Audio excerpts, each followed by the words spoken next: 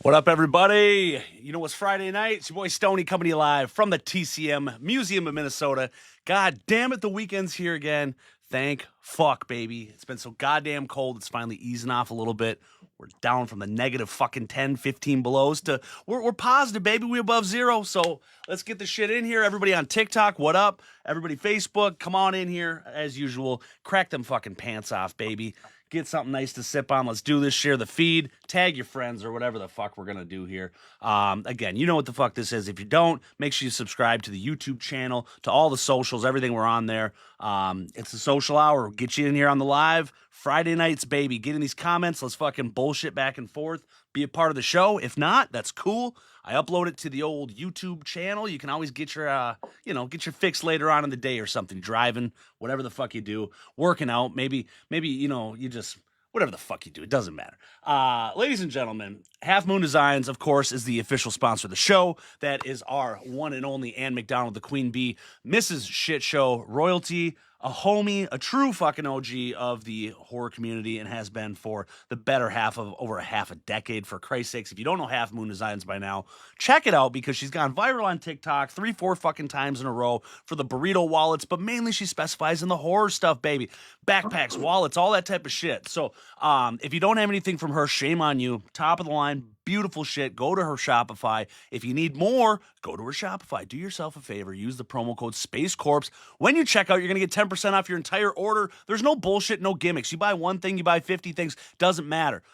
She's amazing. So do that. If you got a little bit of money left over, you got a little bit of that cash from the tax refunds, and you like what you're seeing here, make sure you support the show. If you'd like, no obligation. But I got all the stuff for the TCM Museum, merch and swag for your sexy ass on there, as well as the podcast stuff, including the new fucking coffee, which is selling like crazy, and Uncle Stoney Zonky Juice.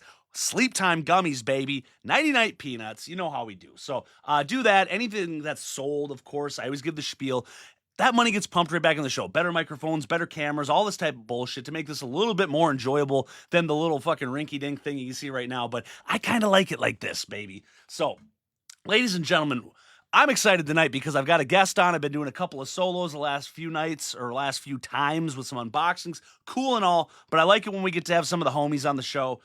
So tonight we have fucking royalty here, Mr. Aaron Sorenson from the Horror Monger Collectibles. I got to get him on the screen here real quick, so let me pop right over here. And baby, away we go. Aaron, can you hear me? Yeah, what's up, dude? Yeah, dude, what's going on, my brother? Thanks for being on, dude. Yeah, of course, buddy. I'm really excited to be on. I appreciate you asking me to join. Really stoked. It's been a while in the making, because you've now ventured out into, to me, the more balls you're putting your money where your mouth is for just the love of collecting and things like that, where you've just opened up your own brick and mortar store in Mesa, Arizona, the Horror Monger Collectibles. How long has it been now? You've been about a month, 2 months? It's been a couple months. We opened Black Friday, so we're coming. It just hit over 2 months, so things are going really well, man. I couldn't. It was a gamble, and it's Sure. It's been amazing. So, I mean, I got so many questions about it. Like, I was looking at, before I started doing the podcast and stuff, I had met with a couple of different realtors with some locations around town for opening up the actual TCM museum, right? And I ended up not doing it because, the business format from what I was going to do versus what you would do was that, I mean, you're a store, right? I mean, you're sustainable because you're making sales, you're drawing in, people for doing signings and stuff like that, versus me opening up the idea of like a super niche TCM museum, in Minnesota. I had to come to terms with it once I started seeing what the fucking rent would be and then utilities and all that. And I go, dude, it's not like it's gonna fucking make money, and shit. I mean, maybe if we had some people come through, but I mean, how many fucking people are gonna show up to Minnesota to come see, Jim Dugan or John Dugan or whatever the fuck, So it kind of squashed it just because I'm like, dude, like, just didn't have the money for that. So, built it in the house and then decided to do the podcast out of it. And maybe later on, if something comes out of this where this is monetized and it supports itself, maybe I can open it up. But like, I was just like, I was so excited, like with the idea. I hopped into that and just was saying that, I kind of got a feel for a little bit of maybe what you were going through with just like an anxiousness and an excitement to do it. Like were you just a ball of fucking the nerves and shit, coming up to the Oh opening? yeah. Yeah, man, it's it's been a learning curve for sure. I got a guy who works with me. He's one of my staff members, Justin. Shout out to you, Justin. I love you, buddy, if you're Hell watching. yeah. Um, but no, it's been a learning curve, man, and there's been many sleepless nights and wondering even before because it was planned out like throughout the year of 2024. About opening, I actually officially opened the LLC in January of last year, Okay. and I was like, "Fuck yeah, let's do it, man! I want to do it." My wife, God bless her, she was so supportive, and I feel like financially we were able to kind of take that risk. Um, but yeah, many sleepless nights and just trying to figure out and worrying like, are if you open it, are people going to come? You know, For um, sure. and that was the biggest fear, and will you have what people want and things like, will people will shop there, and it's all kind of come true, and it's just been very natural. So I couldn't be more grateful, man. But I still have many sleepless nights, and I start running low on inventory, and the if it's a little slow, like on a Monday, I'm like freaking out. I'm like, oh, people are stopping to come. What can I do to Yeah. bring the crowd back in? God, I don't think that's ever good. I mean, this doesn't sound comforting, but that probably never leaves you as a business owner. I mean, Oh, like it's hard to pull yourself out of like living in the moment and just being like, dude, it's kind of a slow day, it's rainy out, like fuck, I'm ruined, or something. And you're like, it's right, okay, right. And the next day it swings right back up. Yeah, man. Weekends crush. It's funny. Like Sean, I feel like I've known you in the horror groups for a while now, and we know what people like in the horror groups, like Mm-hmm. the like Offbeat, Miskatonic, Shango's Shit Show, all those groups, and the collecting is a lot different when you have a storefront. The shit Okay. that we buy, those nice Grail fancy pieces, uh, no, people aren't after that so much when they're coming in the shop. They're looking to buy a T-shirt. They're looking to buy Croc charms. There's like NECA figures. The Sure. average person is spending. I've noticed on trends. Average person spending up to $50, and that's great. That $50 for every person adds up and helps keep the fucking lights on. Yeah, yeah. Um, but I know me when I was going to different stores and hunting, I was after the shit that people didn't want to sell. So it's a lot different, man. We like I have some of the busts up in the shop, like my nun bust, Yeah. and I get asked all the time, like, "Hey, how much for the nun?" And then I tell them, $4,000, and they almost get offended, Yeah. and that's okay. It takes a certain collector to like that kind of shit, like someone who's going to pay $1,000 for a piece of paper that's a poster, once you. Yeah. So it's a learning curve, man. It's been going really well though, and I'm just trying to learn what people like and have something for everybody. So yeah. Definitely, but I think though too, it's like having those larger pieces. I mean, what just great, ambiance and adding into the store, and then hell, I mean, it's always for sale. So maybe the big baller finally comes in and says, "No, I know what that is. I'll take that, please," and then cool, I mean, but like Yeah. Yeah. like our buddies Lauren and Chris, right? The last toy store, they've got their shop. They opened up in Maine, I think it is, Yep. and they got some of those things too, but and I see some of the like the TCM bust behind them, not for sale or whatever. I said, dude, everything's got a price. Come on now. That's what my wife tells me. My wife reminds me that every fucking day. She's like, everything's for sale. Dude, fuck yeah. Dude, James Rolo's in the house. Shawnee Granado, what up, dude? Andrew Elliott, Ethan Peterson, Tyrone Osmond, We got a bunch of people on fucking TikTok, man. I've been like multi-streaming now when I do the show, and just I found out Oh, I nice. could. I can actually go like live on like 5 or 6 different platforms at once, but I don't know. That seems a little crazy to me, but it's cool. So everybody watching on TikTok right now, a lot of these people are new, so just make sure you follow the Facebook page and shit. I'll be putting up the links to Aaron and how you can find his store and everywhere you can follow him online too. So it's all nothing but fucking family here, man. And again, I'm so proud of you, dude, for just Thanks, man. taking the jump and you know you're living, dude. Like I say, it's 2 months. I mean, that's amazing. It's beautiful. I don't think anybody ever expected you by any means to fail. I'm just happy to see it happen.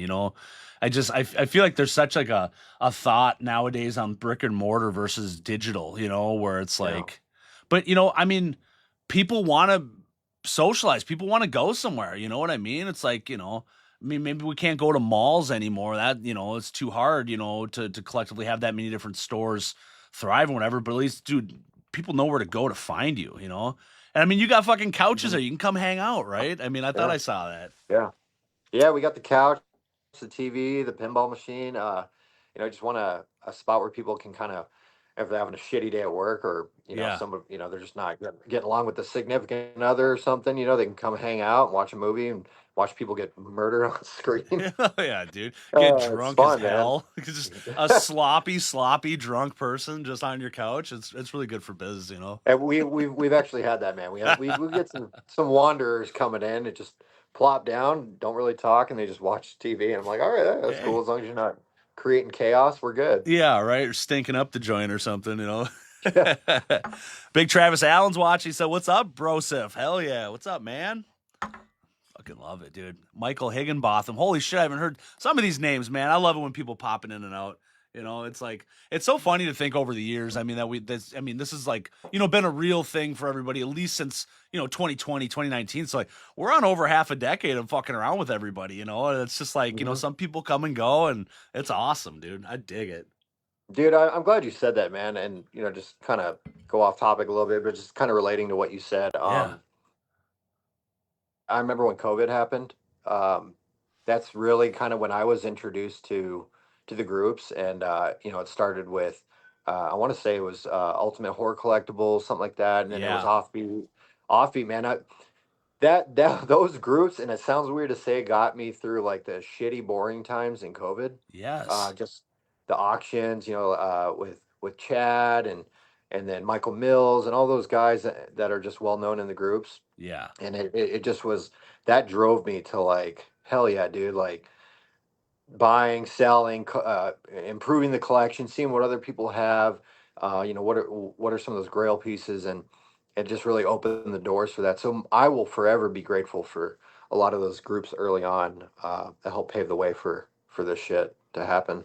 100%. I'm right there with you. Like that, it the timing on that all happening, and that's really when I was introduced to a horror collecting online aspect.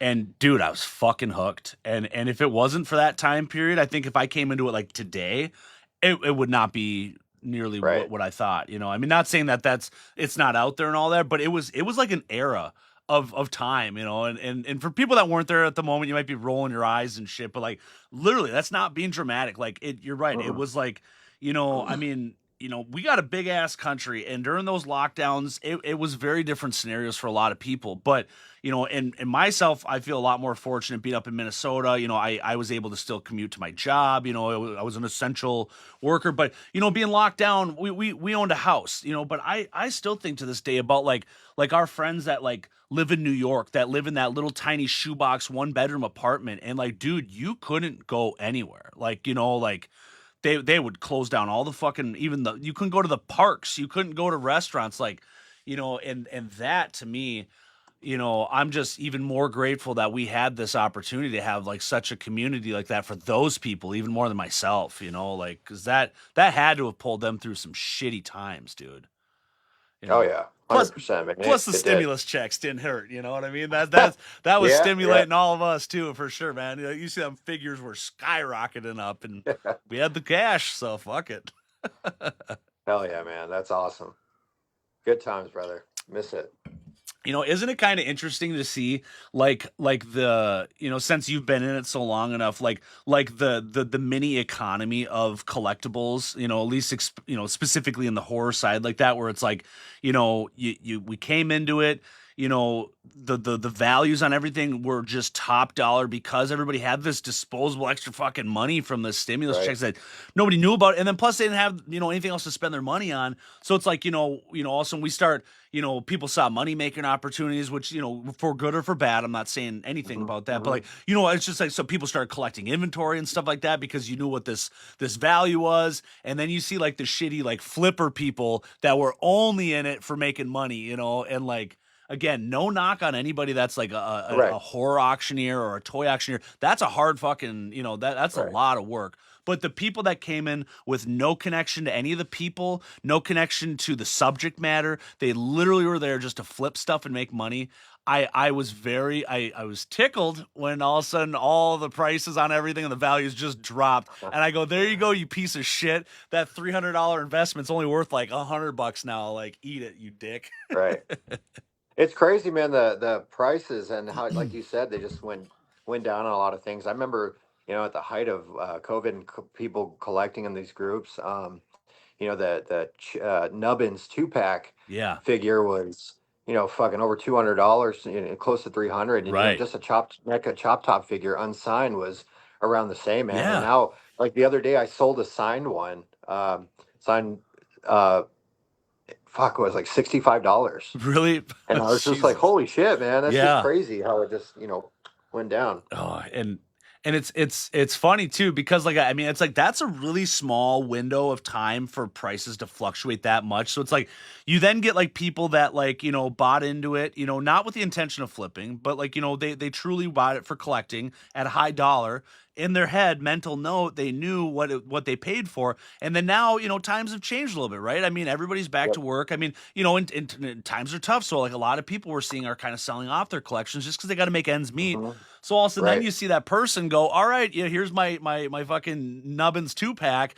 I'll sell it. Hey, I'm gonna give you guys a deal because I paid 200 for it. I'll start it at 180, and it's crickets, bro. And it's like it's Yeah. more like Yeah. $80 now. Right. And you 100%. feel bad about it. So it's just like. I always thought, it's kind of like, like this collecting shit. It's kind of like a savings account to me because I'm like, there's always value. If I came into a pinch, I Right. could always, throw some off. But to me, I just, I mean, I've been known to sell some things here and there, but I'm not an auctioneer. I got it on doing the razzles here and there. But like when I buy stuff, I have the full intention of like, this ain't leaving here anymore.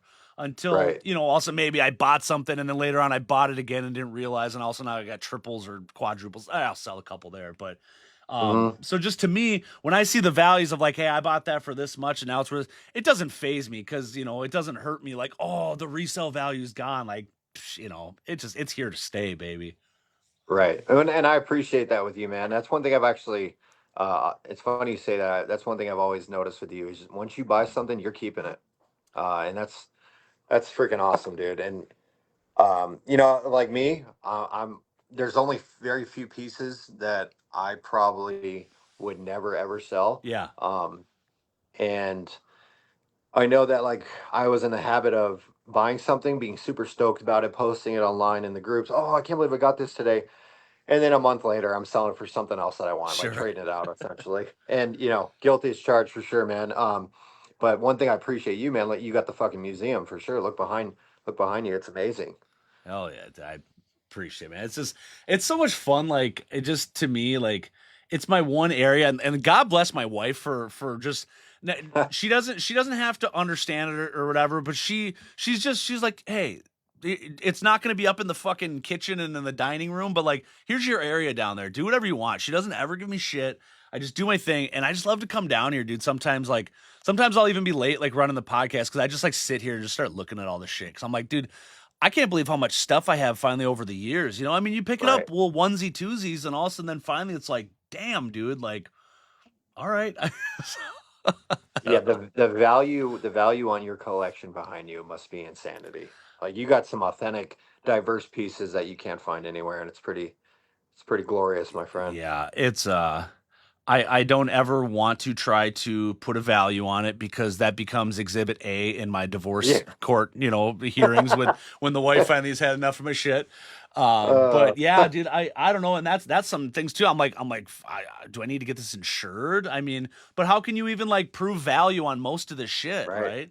So Dude, that was a big thing with the shop. yeah, The battling with this insurance company to get insured for a $2 million policy was the minimum requirement sure, for the storefront, and they wanted a kind of a list of some of the more expensive items, and I said, well, this one's worth 4,000. They're like, no, we don't want to know what it's worth. We yeah, want we want to know what you paid for it. sure. And I was like, well, shit, that's a different ball game. Exactly.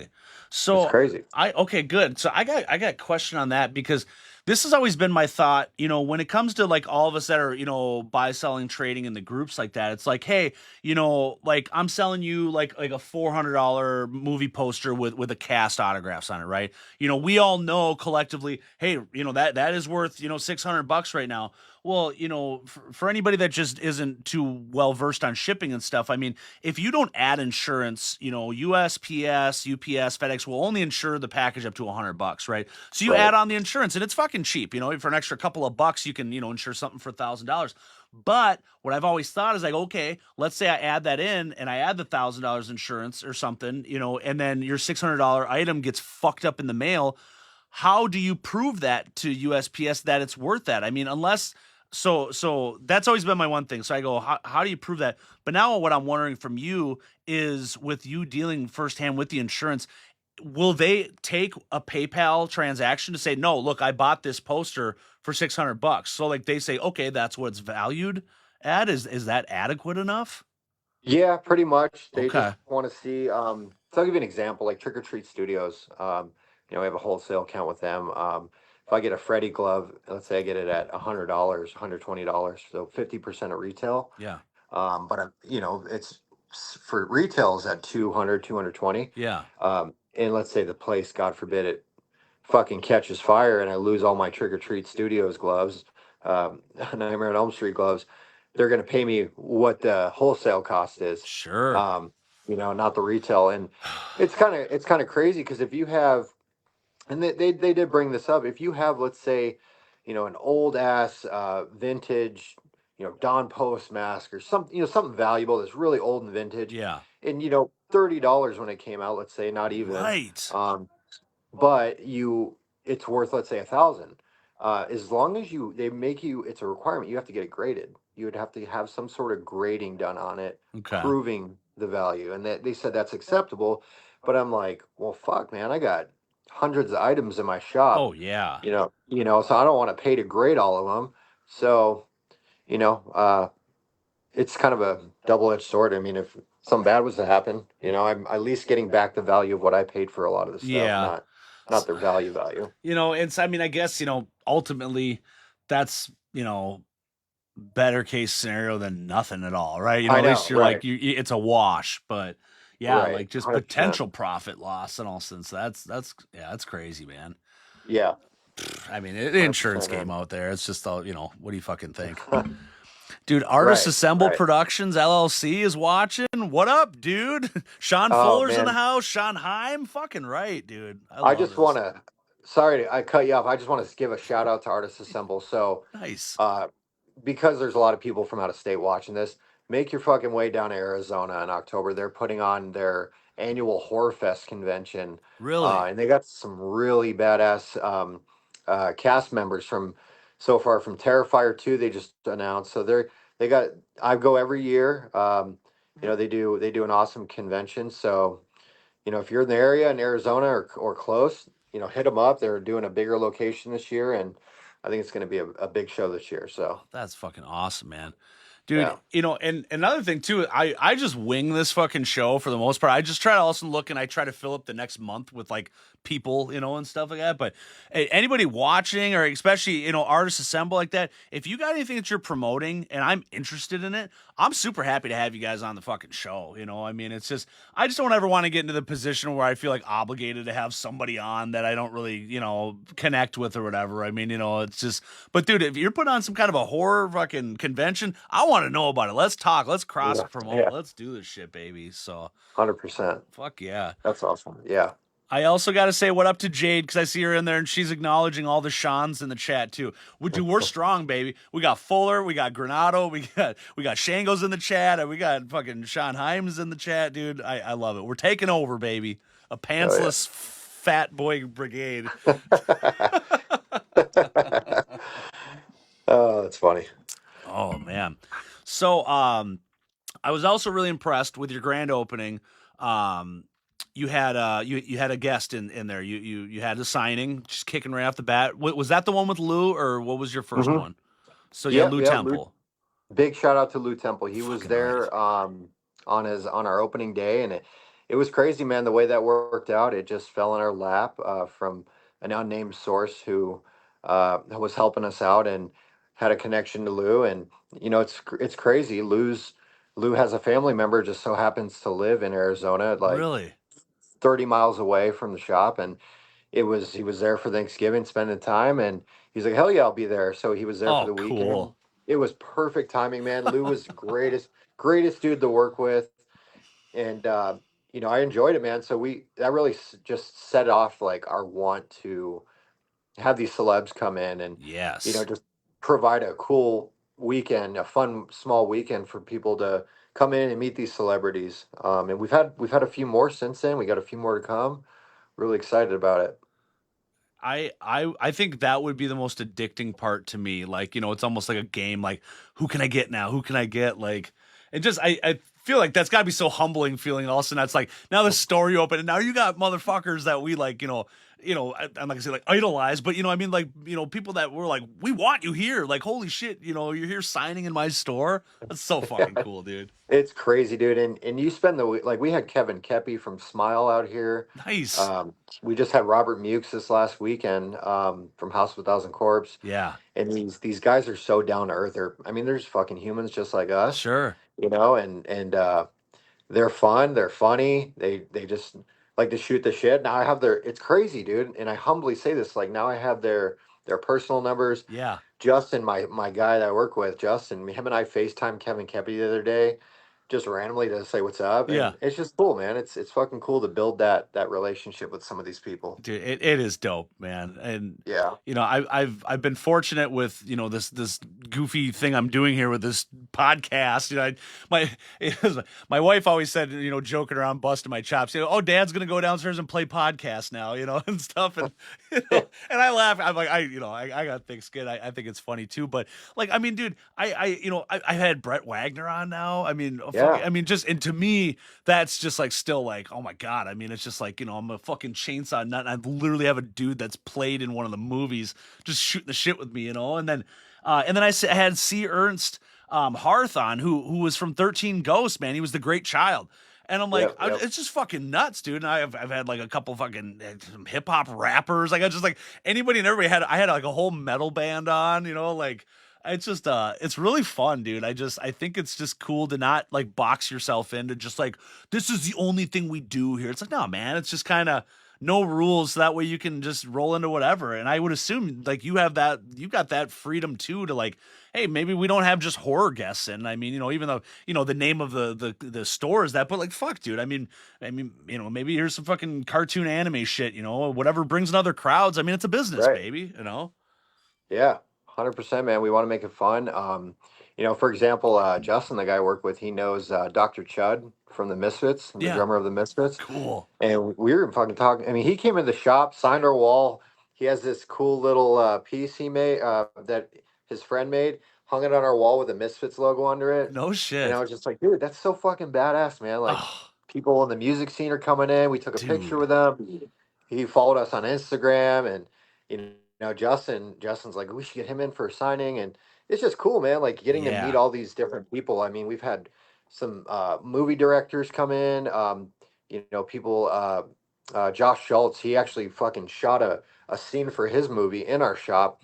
We were here Really? from like yeah, we were here from like 4 until 11 at night. They were doing a scene for their upcoming movie, and he's like, "Hey, dude, thanks for letting me use the shop," and made me a fucking commercial for it. Like, Oh my just god. yeah, it was cool, man. Like just meeting people, and and just seeing how giving and kind they are, it's amazing. That's so fucking cool, dude. Yeah. And one thing you just said right there with the dude with the Misfits guys signing that, like, dude, my whole life, above horror is just music. I've been a metalhead. I'm into a lot of stuff, but just a lot of my roots are like I've been to so many fucking concerts and like local shows, this and this, and like I it's just really cool. But like just that whole idea of like I've been to venues, small venues before, where also like everybody's signing a certain area of that venue, just like that, like just the acts that come in and going and stuff like that, and like. Dude, it's just so cool. Like it's making me want to fucking take the trip down to Arizona right now. It's basically what I'm getting Oh, at. hell yeah. Hell yeah, man. Plus, I'm Hell just yeah, like I dude. gotta make it down to Texas. I mean, I just like that's the one thing where I feel like a douche. I'm like, dude, I'm so balls deep into TCM, but like I haven't been to the fucking Mecca sites yet. I haven't been to the gas station. I haven't been to the Right. house. I haven't. But one day, and I got so many cool fucking homies like you guys that live down there too. I mean, dude, I'm sure I'd love to go kick it with Fuller and Evil Wonka and all that, and Yeah. everybody else. Yeah, man. Everybody's seem in the group like the original people I see that started back to the horror groups and Facebook. They all seem like they're doing big things. Yeah. Shango. Big shout out to Shango. He fucking helped me. Like I had admired that dude for like his auctions, and Hell yes.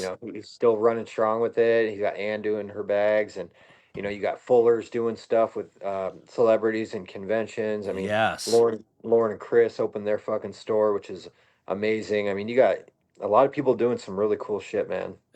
Absolutely, and again, I've said it before, but I'll say it. It's really really cool for me personally, just to see my friends how there's like the base. Like, okay, we collect horror toys. We're on a group. We all kind of talk. Okay, everybody does that. But then the people that blossom out of that and do this stuff, like you, here's the store, like Fuller, like with the signings. I mean, just it's Yeah. so fucking cool, and it's just like personally, I love to just see any of my friends just succeeding and doing cool shit.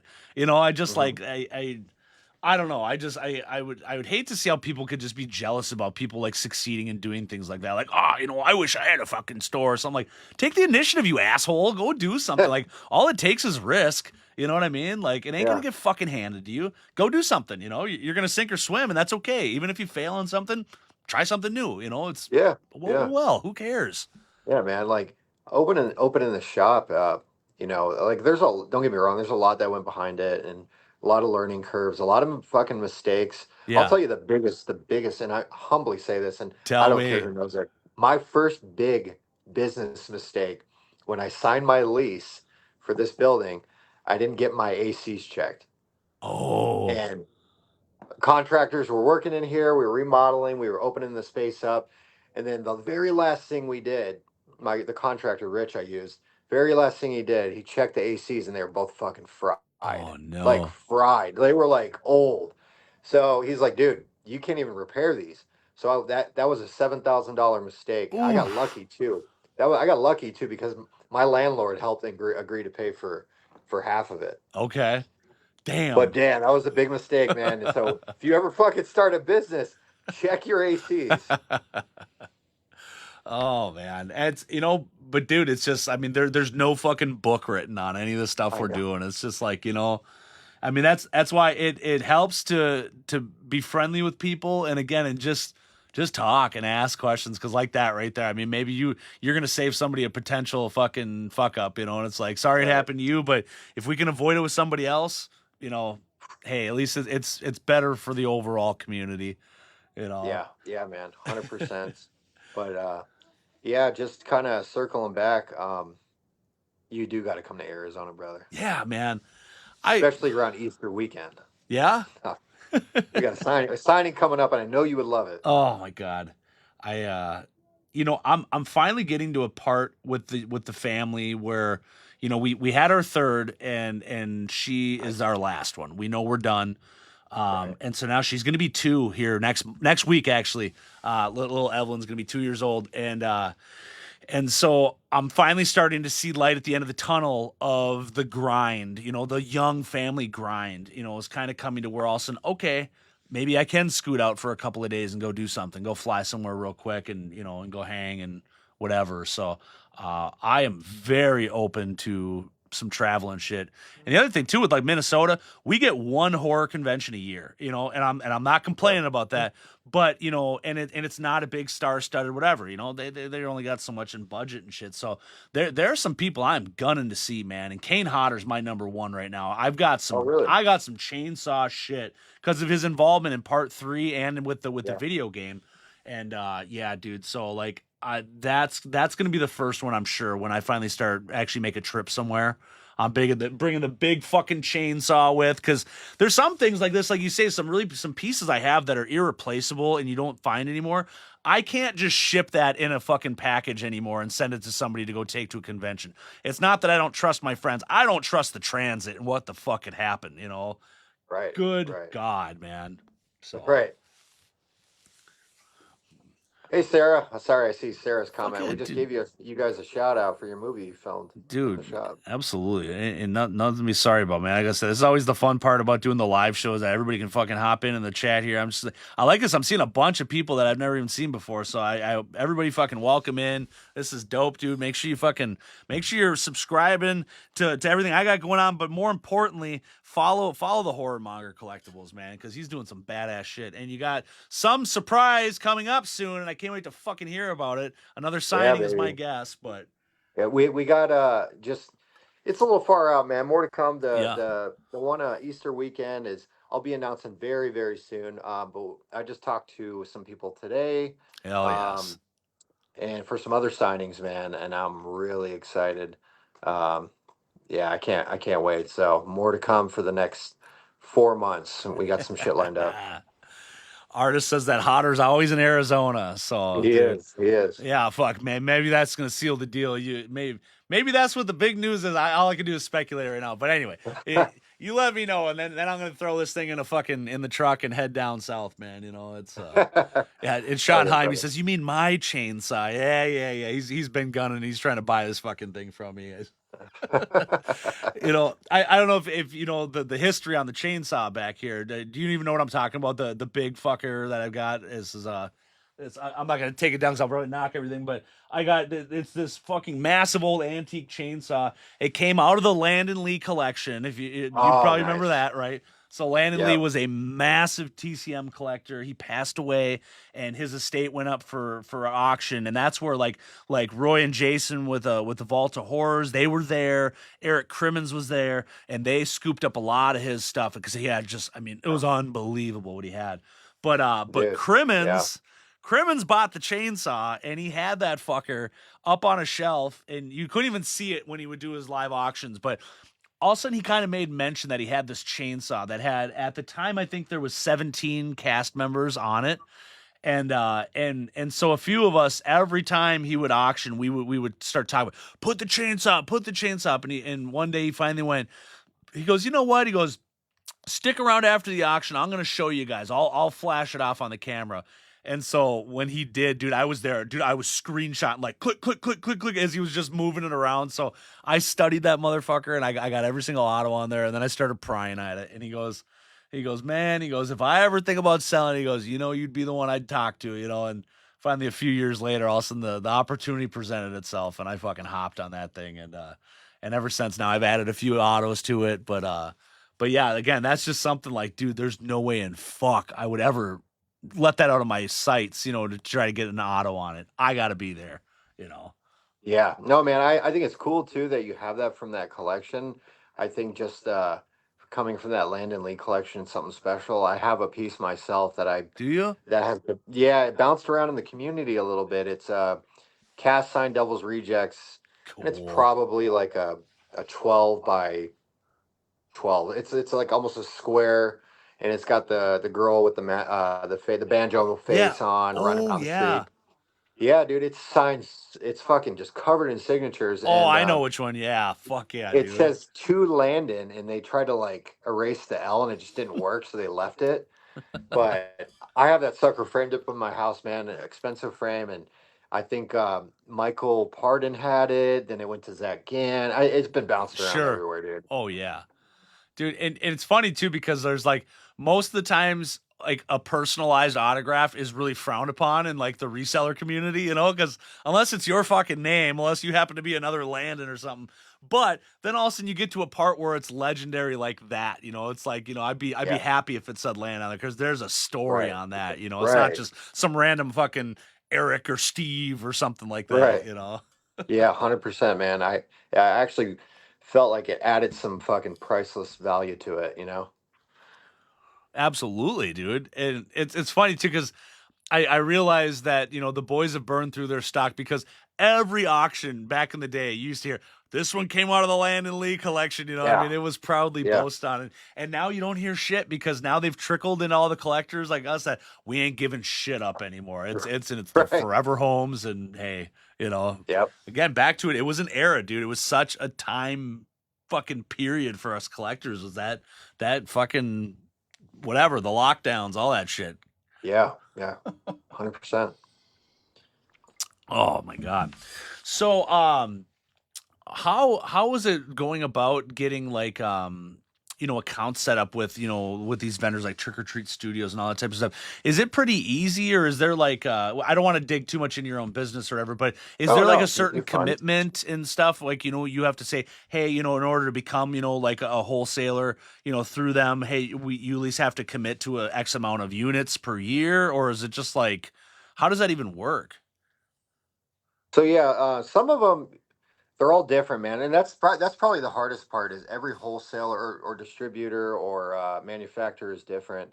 So the hardest part is remembering everybody's rules. So Mm, when you set up an account with a lot of these people, these companies, you have to sign an agreement.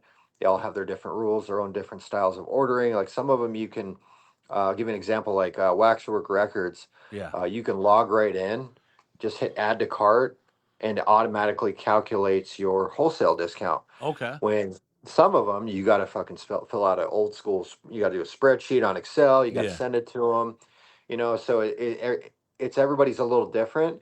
But to answer your question, setting it up hasn't been a challenge. They're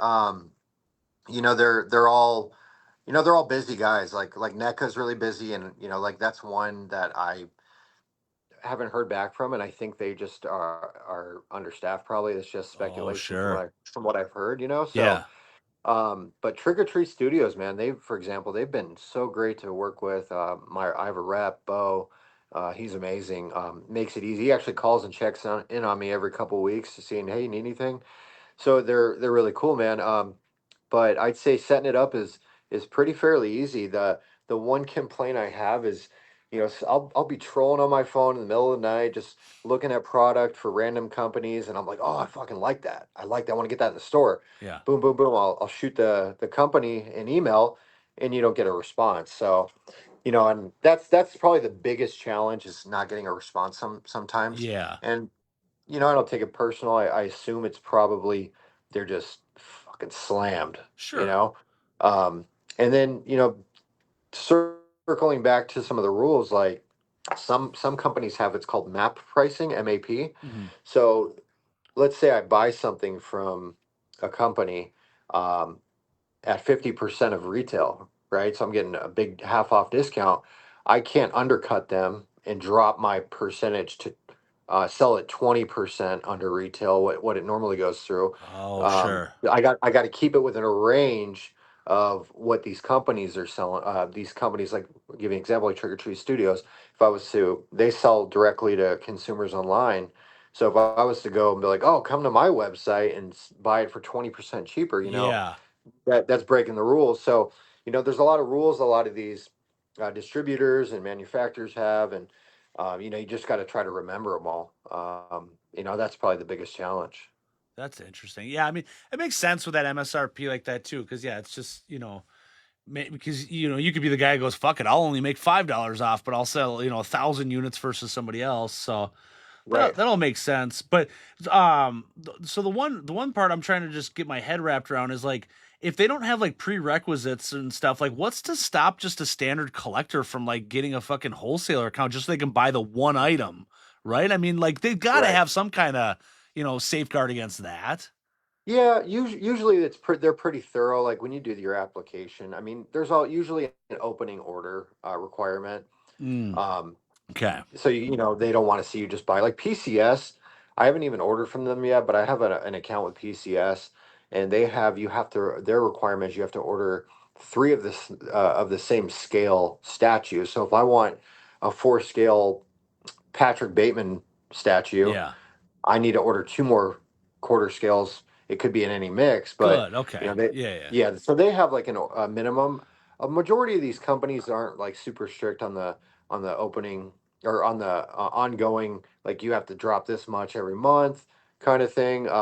But the one thing they do is they do vet people. So your average collector couldn't just set up an account. Like you got to send your tax ID number. You got to send Okay. your Yeah. resale certificate and license. Um, some of them are really strict, like Sideshow. I just got set up with Sideshow. Cool. They wanted storefront picture, they wanted inside picture, they wanted the address. They won't ship to a residential. It has to be the business, so they are Yeah. very All right. strict. Yeah, Good. so some of them are pretty strict. Cool. That's the shit I wanted to hear because I just like, yeah, you just think sometimes like some people how they can cook and game the system like that, just to Yeah, save some bucks. But then again, too, I mean, ultimately, I bet they're only going to vet so much because regardless, they're still going to get their wholesale price, which is what they just want to recoup anyway. So it's like, fuck it, who cares who it goes to as long right. as the money's coming through, it is what it is. Yeah, yeah, 100%, man. Some of them are stricter than others. Like probably the easiest one I ever worked with and got set up with was Madrid Skateboards. Yes. Um, Shout out yeah, to Craig. Alex, man. Yeah, Craig's my guy, man. Okay. Craig, he calls me from time to time to check in. He's the coolest fucking dude. He calls me personally. Hey, man, just checking to see how you doing. How you and the family? How's business? Yeah. I'm like, dude, things are great, man. So he was probably one of the easiest guys to work with before actually opening the store. Like I ordered so many fucking skate decks from that guy, Dude, and yes. I have a lot here still. The chainsaw decks, like I Yeah. have shitloads of them, dude. And and I laugh when I see people selling them on eBay for like stupid amount of Oh, money. right. I got them for 120 or whatever they fucking go for. Yep. And you see these. No offense, we all have to make a living, but you see the flippers Yep. selling them when people just don't know they're available still. Oh, for sure. And that's it. Just look a little bit more. And to everybody watching too, especially more of the younger, newer collectors as you're kind of learning the ropes on this, like that's another really good reason to be kind of in the vein of all these horror collector groups is because there's a lot of us that know some shit, and if you're looking for something, that's why like, especially like the shit show group, we really encourage it. It's a buy sell trade shoot, but it's more so like a community group. We want to see your collections. We want to know what you're after. We want to know what movie you watch. We want to know reviews, but also too for the young new people, let us know what you're looking for. Hey, I'm in search of this because we probably have a lot of awesome. Hey, I can't find it on Madrid's website anymore. Okay, hey, check out Horror Monger Collectibles. Check out Last Toyster. They've got some in stock, and shit like that. So just get in with everybody and like it's a good network to know, all of us, right? Yeah, for sure, man. For sure, 100% agree. Fucking Brett Wagner. I see he's in the comments. Dude, big swaggy man, dude. Him, you see his new podcast he's got, man. That shit's Yeah, kicking off. Awesome, man. kill killing time experience with Felissa. It's awesome, man. Dude, Congrats to you, buddy. we need more and more and more of this, dude. I just encourage it. I think especially those people are actually somebody really interesting to fucking hear the fucking stories that he's got and she has, and goddamn, man, it's Yeah, awesome. So wish you hell nothing yeah, but success even more, Brett. Big swaggy, baby. Hell yes. yeah, hell yeah. A solid dude right there. Dude. So yeah, so like Gabriel, what's up, buddy? I got I got in with Madrid as well because of the chainsaw boards, again, but that he, Alex reached out to me because he saw kind of what I was doing here and he goes, hey man, he goes, I want to get you in on this, and I was like, okay, selfishly to get all my fucking boards, because they came out with 10 Texas chainsaw boards for the 50th year anniversary, and some were very limited, some were full, but yeah, that chainsaw board was just beautiful, just the way that was cut in the shape of the chainsaw. I mean, the complete, all that, I was hook, line, and sinker, but that got my feet wet in like the wholesale kind of realm of it too, and it definitely just made me realize, man, it's not my thing. I can't keep up with it because I get too Right. consumed when I do stuff where all of a sudden, like, I'm building spreadsheets and all this type of shit. And it was just like my whole fucking, my whole world was that. But that was the other thing though too, is that I knew that those limited edition ones were gonna get sold out. They were gonna get scooped up by a lot of flippers, and then we were gonna see it on eBay for $200-$500 a board. So I still have some. I mean, I picked them up because I want the collectors that truly want it. If they missed out on the pre-order opportunity, I have them too, and I'm gonna sell them to you at the retail price. I'm not marking that up. And I just my way of sticking it to those dickheads a little bit. Brett Wagner says, "Who's the next guest coming to the store?" It's Big Swag. You know, I don't know. You know what? Fuck it, dude. I'm gonna announce it right now. Not everyone's gonna see it, I'm sure, but we got Bob Elmore coming, baby. Oh, Big Bobby. Yeah, we got Bob Elmore coming from Texas Chainsaw Massacre 2, so I'm excited about that, man. Oh my God. Been in contact with them quite often. Even just talked to his wife yesterday. So they're excited. They're amazing, man. They don't even care too much about, like, because a lot of times celebrities, they'll come with guarantees, like they got to make their money. It's their living, right? Sure, right. So it was nice, man. They're like, we just want to meet the fans. Yeah. And whatever we make is put us in a comfortable hotel. Oh, cool. That's all we fucking care about, with some warm water. And I was like, you got it. So that's our announcement. I don't think I have a lot of people watching from Arizona right now, so it's still a secret. Good. Yeah, I'll make sure to still keep my lips shut a little bit here on it. But... No, I don't even care, man. I'm excited. So I just I can't wait to announce that officially. I got somebody. Big shout out to Brandon Ross, who I got linked up with. He is amazing. He makes all of our banners. He's going to make me a banner for Bob Elmore. Brandon Ross, cool. he's been making all of our banners for our signings. So, dude, that's sick, man, dude. But yeah. And I'm gonna say the statement, and I can't back it up because I haven't met an equal amount of other, like, actors and celebrities from outside the TCM realm. But I like to think that there's a bigger majority of all the TCM celebrities are just really fucking amazing people, dude. I mean, I got to meet Bob back in September in Minneapolis. He came to CryptCon. Him and Carolyn Williams were there. It was a little TCM2 reunion.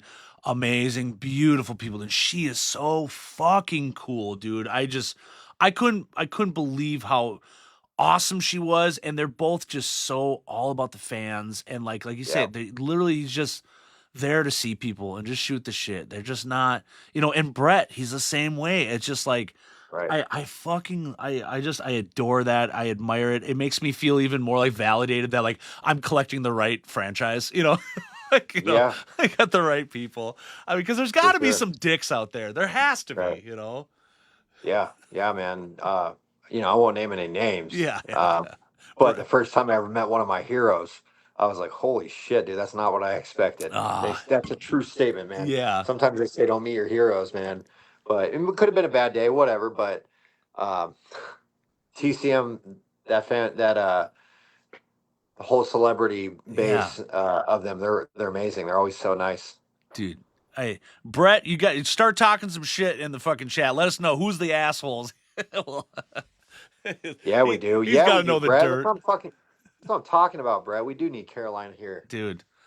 My God, the just the aura around her. She was a horror queen, like a scream queen. Like, I mean, just like when I went to see Metallica like back in the 2000s, like like for like a summer sanitarium tour, and I wasn't a massive Metallica fan. I always respected them, whatever, but I was kind of more new metal. But when they took the stage, their presence, I was like, oh, these are like fucking gods on stage. When she was there was just like, I mean, it was a royalty feel, but she was so fucking cool, dude. They did a panel and it was just, she had the coolest stories. She was cussing like a sailor. That was my favorite part. I don't know why, but, and Bob, he's so fucking cool too, where he is such a gentleman. He doesn't like to swear. He's okay, like, good to know. It's so, I mean, it's like, I don't want to say funny, but it's just like, it's just so sweet. And those two, the dynamics, like she would make him blush, and whatever. But God, dude, they were just so with it. Like,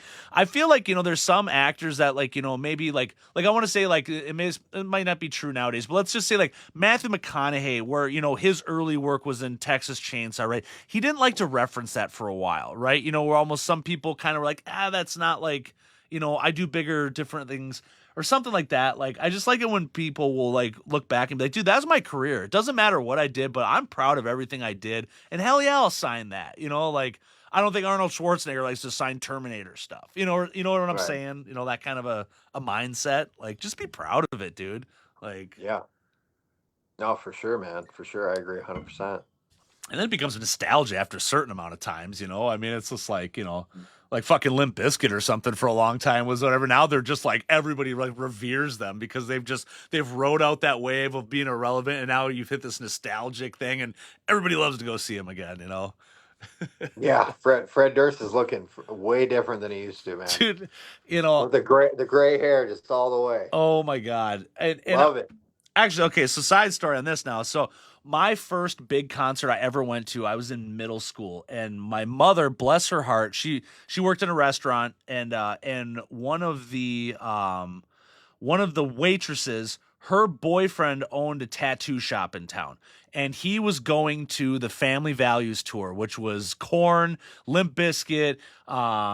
It wasn't 98, so it wasn't Rammstein, but it was 99. So whatever, Stain was there, all this type of shit. And I was just, I mean, I was huge. I was, new metal. Korn was like my most fucking favorite band. And so she had him take me to that. And it was fucking amazing, dude. I had it, it was just first time ever, real big concert experience. But the way the Family Values tour was set up was that in the middle of the audience, normally you have like the sound booth, the guy working the boards and shit. And so that was gated off. Well, they also had a second gated area in the back, right in the middle of the crowd, which was called the it was a play on words with the Family Values. It was called like the living room or something, but that's where the artists would go and hang out and watch the show from. And so because the crowd was big and I was a little kid, we gravitated right towards there because I could stay right next to the barriers of the sound guy or whatever. And then, and I could kind of stand up on the rails and see over the crowd and shit. But because we were right there, I got to actually see like the artists coming back through the crowd. So I got to like shake hands with Jonathan Davis and, and a bunch of stuff like that. It was cool.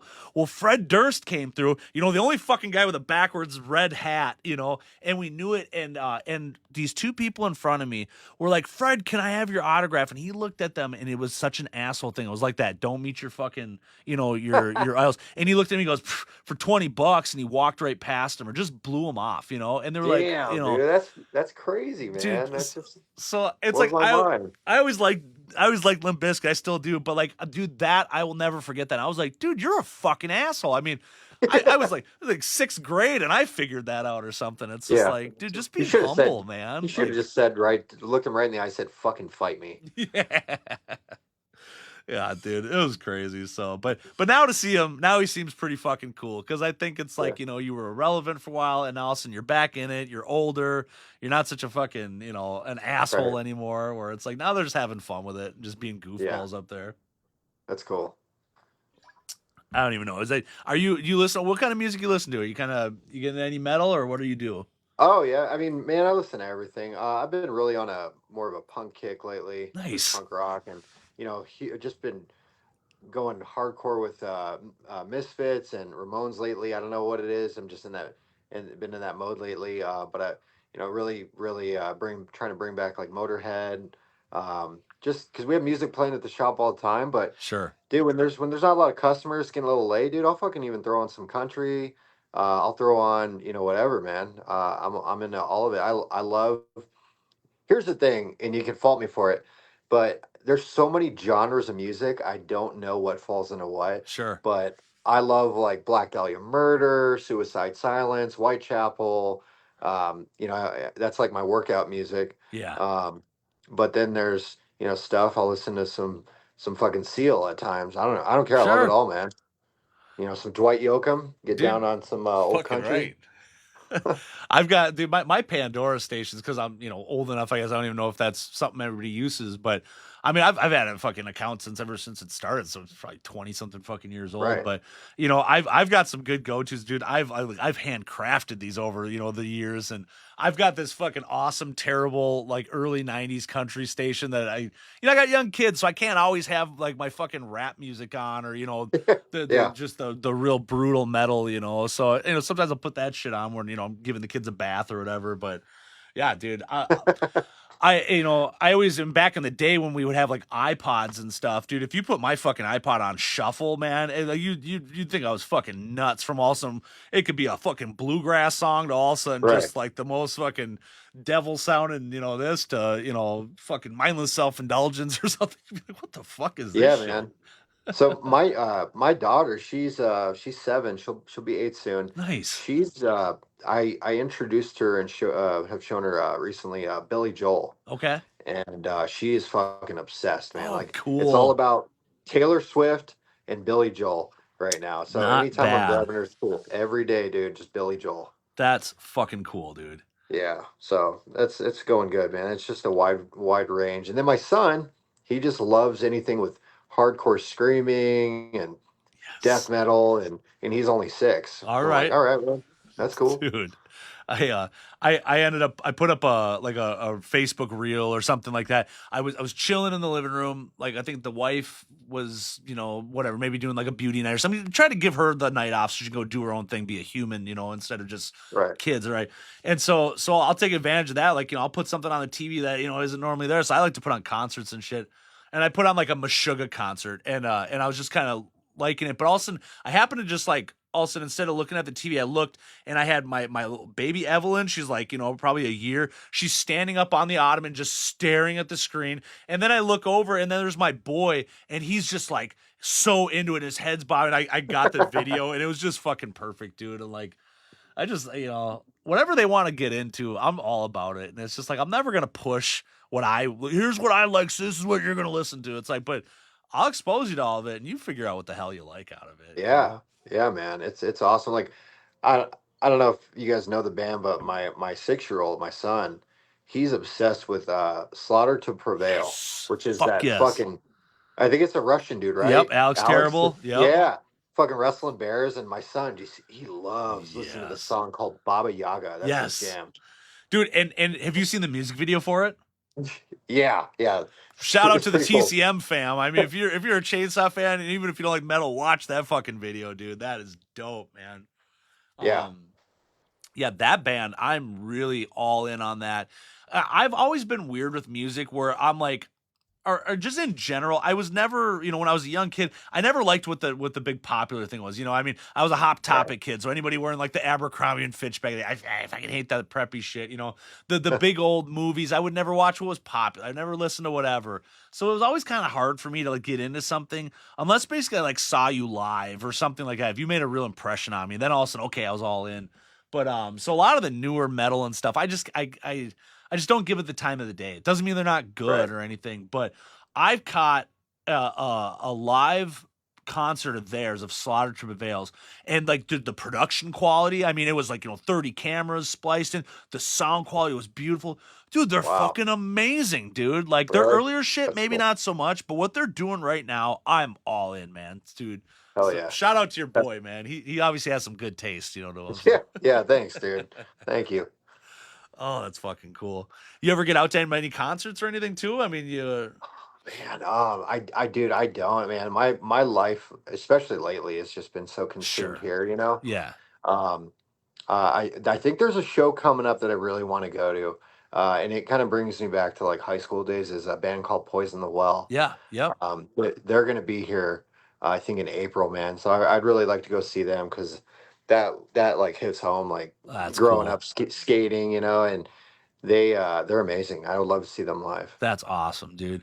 And to talk about like the punk side too, I had such a big kick of I was all in on fucking flogging Molly for like right as I Nice. was into my sloppy drinking, just freshly 21, Yeah. rowdy fucking whatever. But dude, god damn it, do I love me some flogging Molly, and I like drop kicks, I like all that stuff too. But like, that definitely got me into noticing the punk world because like punk and metal was definitely there. I mean, they're not the same by any means, right? And I never got into much of that, but because I'll tell you, the one punk band that I fucking love and one of my all-time favorite records is Rancid's "Out Come the Wolves," dude.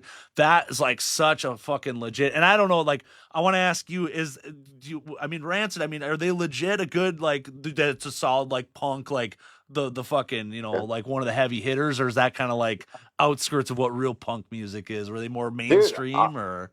honestly, man, so the music, like I don't know how to say this, but I'm not a music buff by any means. I wish I could say, I am know all music, but Sure. and like how to put them in genres and all that. But Rancid, in my opinion, yeah, man, I love Rancid.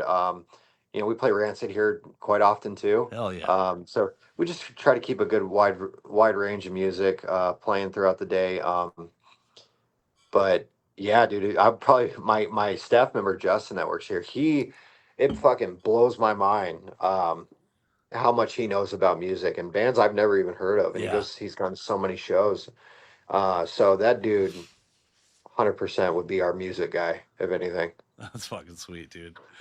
Oh my god, it's just giving me Jones and to go to shows too. That's the thing, man. You start having kids, it's like, dude, I at know. least if you're a respectable, responsible parent that fucking takes care of your business, like baby ain't got no time for shit, dude. It's like you can barely wipe Yeah, your own ass, because you're wiping theirs all the time, and that's all yeah, right yeah, though, dude. I dude. fucking love it. I don't know if it's like a real big band. Like I said, I'm not too hip to the music scene, but there's a band I've been listening to a lot lately, and a lot of their songs are titled around horror movies and like older movies. Okay, Blood sucking zombies from outer space, I've heard of it. Yeah, dude. They're fucking awesome, are man. they? I think you should check them out. Yeah, you'd really like them, man. So we play them, and it's got a fun kind of fast, upbeat punk feel to it, but Yeah. it sounds good quality, and I've been really big into them lately. Dude, that's awesome. You should send me a couple of like your favorite tracks or something. Send me some YouTube Yeah, links or whatever. I've always had a thing where I like the kind of the gimmicky comedy, like music and stuff in a way. Like yeah, dude, I was a huge Tenacious D fan when I was in high school. Like I nice. fucking loved them. Psycho Stick, I don't know if you ever heard of them. They're like more of like Heard a of them? Yeah. comedy metal. And they're still touring, and there's a band nowadays, and I haven't heard them much, but because of what I like and what I collect, they're called Texas Toast Chainsaw Massacre, Oh and wow. I don't know much about them. The one song I heard was like "I Want to Pet Your Dog" or something, but they're doing a little tour with Psycho Stick or something. So I'm like, I don't know, man. I think anybody that doesn't take themselves too serious, I gravitate towards that. Like, dude, just Oh, like for sure. fucking quit with the ego for most of it. It's just like, dude, we're all fucking people. We just do something different, like Yeah, whatever. yeah. Anybody that puts on a fun show, man, I'm all for it. Yeah, fun bands for sure. I took my like a fun show that surprised me. I've got one sibling, I got a younger brother, and he his favorite band, or at least was at the time, was Dragon Force. If you ever kind of remember them from like Guitar Yeah, Hero, yeah. whatever. So they were playing in Minneapolis on his birthday, and I was like, dude, I'm such a concert. I'm like, what the coolest gift in the world would be to take him to go see his favorite band on his birthday. He wasn't even that fired up about it. It was so weird, But I was like, Really? whatever. So I took him to it, and he went. And so there was some, and you think like what bands would play with them to open up, And there was a band called Power Glove, and they were a 8-bit NES themed metal band. So Wait. I sorry to yeah, cut you off. Is that please. because I've heard a song called Power Glove, and it was by a band called Horse the Band. Okay. That's not Different. the same thing. No, this band was Oh, called okay, Power all right. Glove, like the Nintendo Power Glove. Yeah, yeah, yeah. And these fucking guys came out, and you talk about such a fun, good time. Like they came out and would just like they almost looked like they were dressed like Guar in a way. The Nice. like the singer had like if you took like football like shoulder pads, and he customized like Mario turtle shells, with spikes on them for like the shoulders. And the drummer came out with like these two huge massive battle flags up on him that went up like 10 feet in the air with flags, and when he's fucking drumming, the shit's just waving around. But like, they were so much fun. And then in the middle of the show, they decided to split the crowd to do the little wall of death. A small venue, it's probably like 1,000 people, but they also had like some some stage hands come out and throw out a bunch of like inflatable swords and shit. And so also we're all split looking at each other, and they're like, on my command, unleash hell. So do also like everybody's crashing together, fucking inflatable swords, beating the hell out of each other, dude. It was so much fun. Like talk about just not taking yourself serious. Like, great show. Yeah. That's awesome, man. What about you? You got some shows coming up? I don't. I wish I did. I've been able to squeak out, it seems, once a year to go see a show, that happens to be on a Friday night or something. Meshuggah is one of my favorite, more heavier bands. They're just really, really different. And I never got to see them when I was in my like high school times. They're from, they're over, in Europe. So I never thought I'd get to see them. Then all of a sudden I did. And then now they come around more often than I ever thought. So anytime I can see them, I'm going to go fucking catch them. But hell yeah. Yeah, I don't know, dude. They're doing some weird fucking. They're trying to establish a real festival in Minnesota called like this like yacht club thing. And like last year it was like the Offspring and a couple other ones. And this year it's weird, dude. There's like Green Day's playing and like some other ones, and I just can't get into like paying. Concerts are expensive nowadays too. That's the other thing. Like, for what I used to go to see a fucking $20 show, it's like now you're gonna spend like $100 on the ticket, and then all the parking and all the fucking beer and whatever. It's just like, dude, who's got like $50,000 to dump into a night? I mean, apparently some people, Dude, but it's crazy, man. Some of the concerts.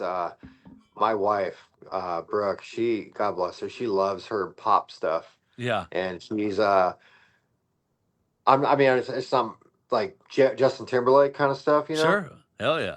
And never really got into it. And I went to see him with her. Oh, really? For her Cool. in Vegas, man. And she bought the tickets, and it was me, her mom, and her brother, and pretty okay seats, like mid level, and Yeah. I think it's T-Mobile Arena. Okay.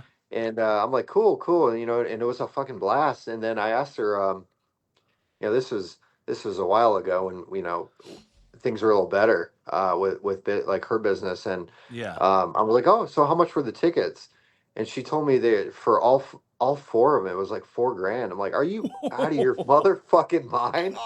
And I was like, what? That's nuts. And it was funny, man, because my jaw just dropped, and I was like, you know what? You fucking put up with me buying some expensive collectibles. Yeah. I'm glad you treated yourself to go see, because she was having a blast. Well, But there you I go. almost shit a fucking brick, dude. Dude, that's wild, man. $4,000 for some average ass seats. Well, yeah, that's it. So I'm like, oh, what was that, meet and greet? You got the front row? No. No, that was attend the concert and get the fuck out. Hurry up. Jesus, dude. I was like, Jesus Christ, dude. And I want to say I looked up just for the hell of it, like what the floor seats were going for, and it was stupid. It was like floor seats were like 20,000 a piece. It was stupid. Oh my God. I mean, there's been a change now that I've seen too, because, with the bots and stuff that'll just buy up tickets as soon as a show goes, on there. And then all of a sudden, and then they're 3-4 times the price. Well, all the artists and all the venues are looking, they go, well, instead of these fucking dicks making the money, we're just going to raise the prices on our tickets and get our cut, because it's ultimately going to get up there anyway. So it's like crazy. Yeah. I understand that, but just in general, I just like, dude, fuck it. And then I'm just getting older where I'm like, I'm not having a great time anymore like that. It's just like, dude, I can't hop in the mosh pit for more than like a song, I can't, I don't know. I'm just like, I'm done getting crushed and my feet stepped on and like everybody fucking reeking next to you, and the dude with the fucking long hair head back and hit you in the face and sweaty. And I don't know. It's a young man's game, dude, brother. I hear you. I hear you, dude. It's fuck. I feel old. I'm out of breath tying my shoes every day. It's rough, man. Oh, can I tell you one more too? Just I want to get your thoughts on this as a parent, because now my kid's 10, 7, almost 2, so I feel we're in the same range, right?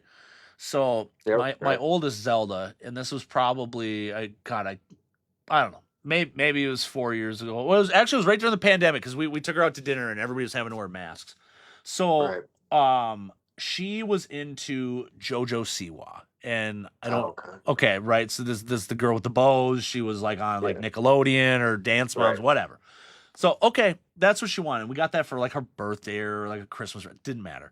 So she's playing, like the Target Center in Minneapolis, big fucking arena venue, and so we bought the tickets, and they were, we got nosebleeds because I didn't give a shit, she wouldn't care, Right. and it's still expensive, didn't matter.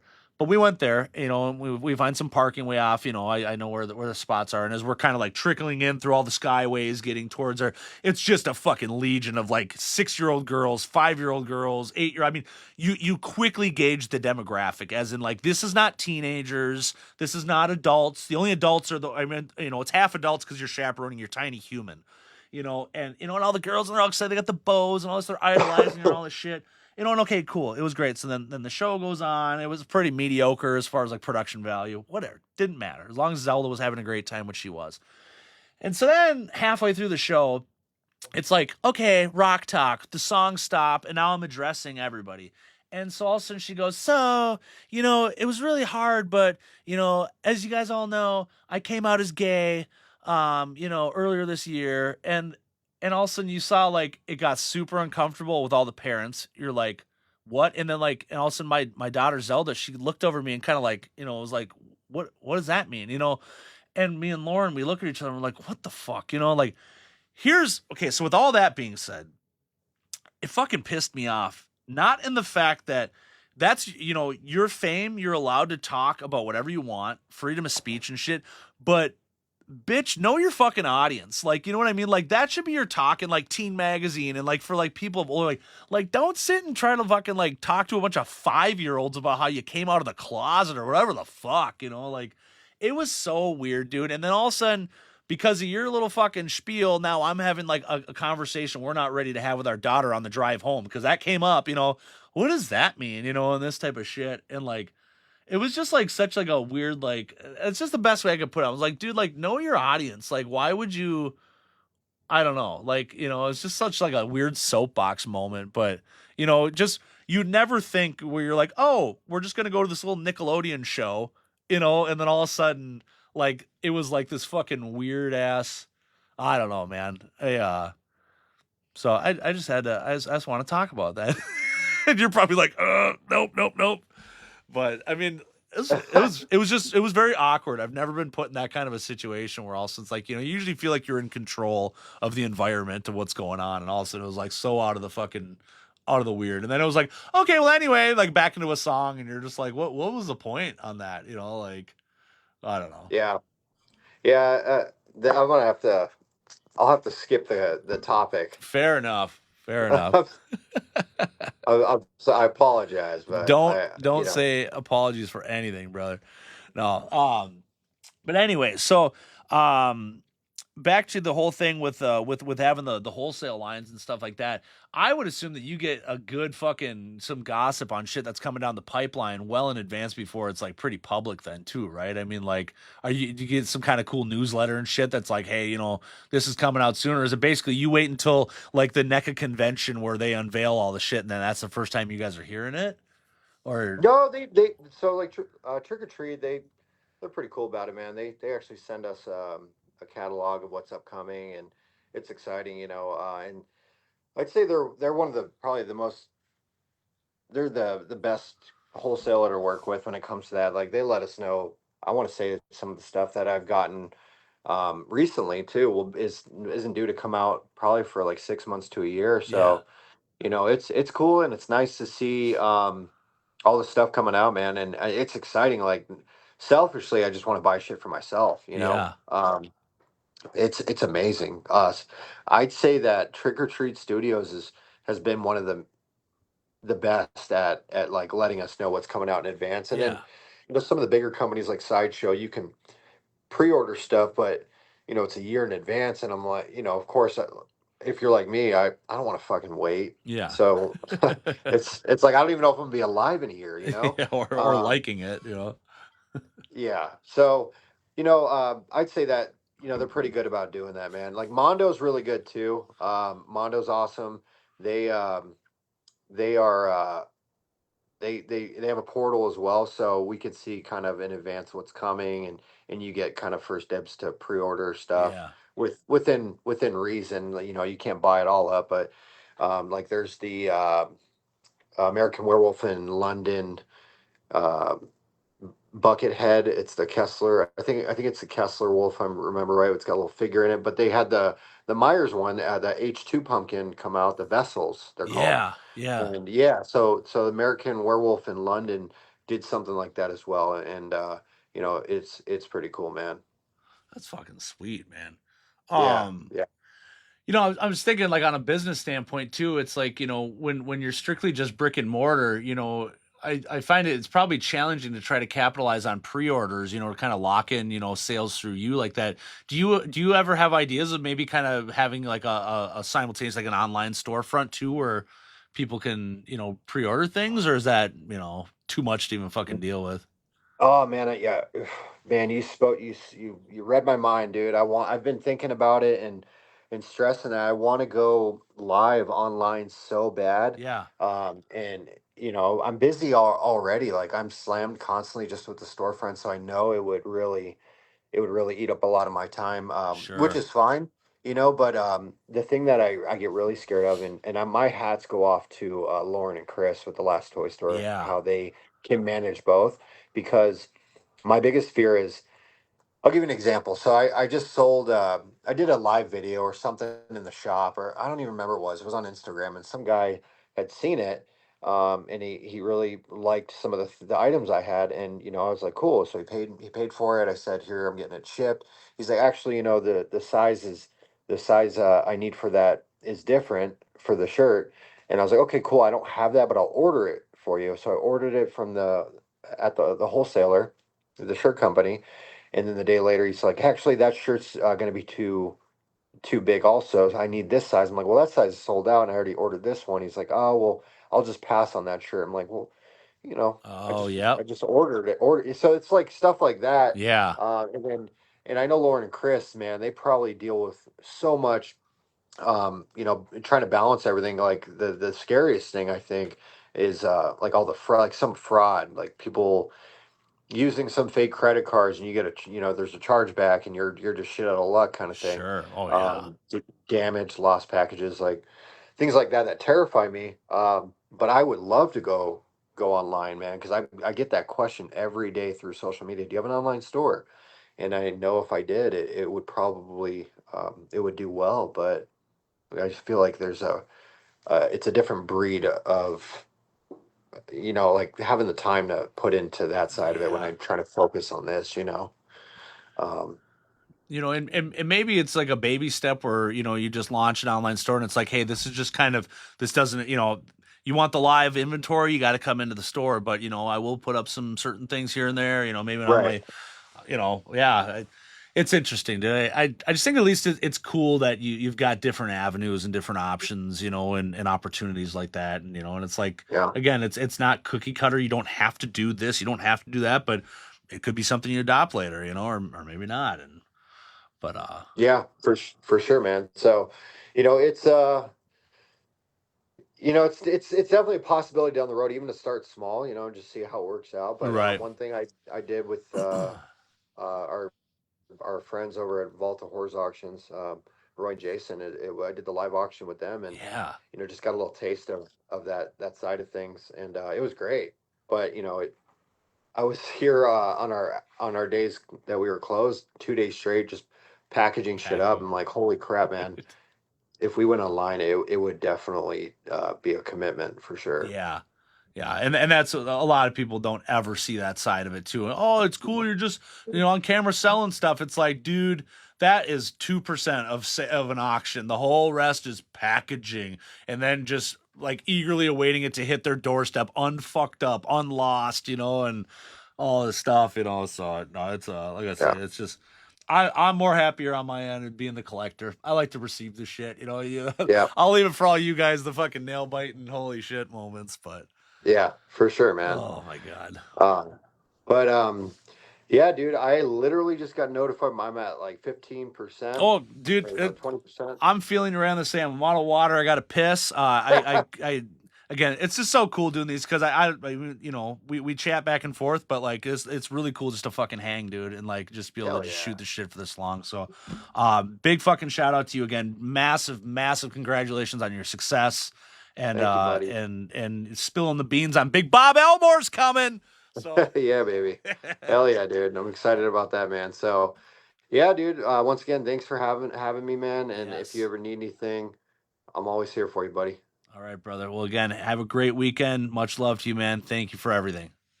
All right, man. All right, peace, dude. Hey. All right. Ladies and gentlemen. God damn it. I love all y'all for hanging out. Thank you so much.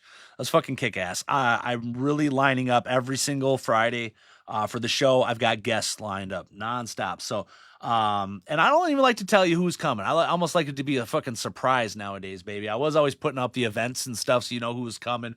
You know, maybe, if we got Big Swaggy coming back or something like that, just for his sake. But, Jesus Christ, man, dude. Aaron's one cool motherfucker again. If you guys are not following the Horror Monger Collectibles, for the love of God, go follow him.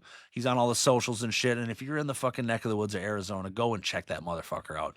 Coolest fucking dude out there. So, big shout out to everybody that's watching again. If you like what you see, make sure you support the show or don't. I don't care. On the Printify right there, on the shop, everything from Stoney's TCM Museum of Minnesota merch, Space Corps merch, some other weird goofball good shit. But I got the coffee is selling like crazy. Everybody's giving nothing but good reviews on that. So you can get that in ground or whole bean. I got Uncle Stoney Zonky Juice, the sleep time gummies, baby, to help your ass chill the fuck out in the evening time. Or maybe you just fucking form an addiction to it because you just need to mellow out a little bit more in life. More importantly, the sponsor of the show, Half Moon Designs, that is the Queen Bee Ann McDonald herself. If you don't have anything from there, shame on you. Everybody should know the top quality, the beautiful shit that she does. If you are going to support her and buy something off the Shopify, do your own self a favor by using the promo code Space Corps. When you check out, you're going to get 10% off the entire order. Doesn't matter if you buy one thing or 100 things. That is legit, baby. So until then, ladies and gentlemen, this is Stoney coming to you live from the TCM Museum of Minnesota. I will catch you again next Friday for another riveting rendition of Space Corps podcast. Everybody have a great fucking weekend. Take care of yourselves. Stay warm if you're up north. And we will talk later, baby. Peace, motherfuckers.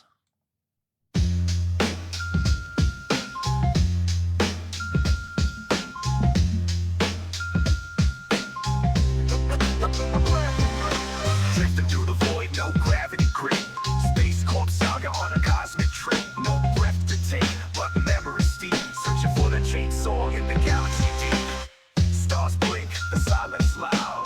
Stony waiting, Minnesota proud. Magic chainsaw, got the cosmic glow. Gonna bring it back, gotta let 'em know. Space Corps goes orbiting by. Harvest moon in the cosmic sky. Stony holding breath in time. Chainsaw quest in a stellar rhyme. Past the nebulous misty smoke. Chasing myths, never broke. Zombie hero in a spacesuit shell.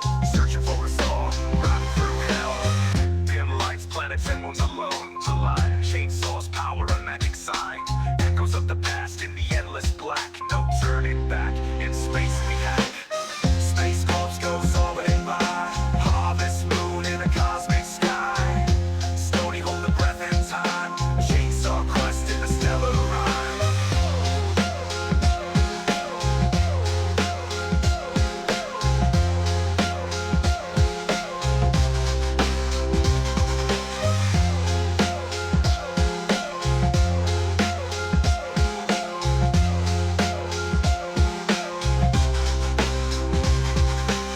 Stars blink, the silence loud. Stony waiting, Minnesota proud. Magic chainsaw, got the cosmic glow. Gotta bring it back, gotta let 'em